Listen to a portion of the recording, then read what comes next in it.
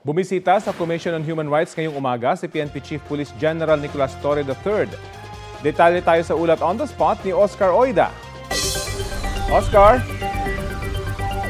Yes, Rafi, dumalo nga kaninang umaga sa flag raising ceremony ng Commission on Human Rights si PNP Chief Police General Nicolas Torre III.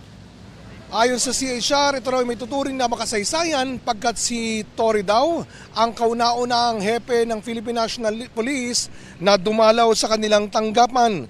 Magandang sinyalis umano ito sa mas maayos na pagtutulungan ng kanilang mga ahensya sa pagpapatupad ng iisang layunin, partikular sa pangangalaga ng karapatang pantao sa gitna ng kanilang pagganap sa kanilang tungkulin.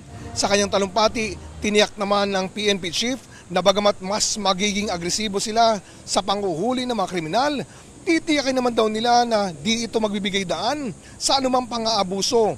Gagantimpalaan daw nila ang mga tapat sa serbisyo pero di raw sila magdadalawang isip na panagutin yung mga lalabag sa karapatang pantao. Rafi? Maraming salamat, Oscar Oida.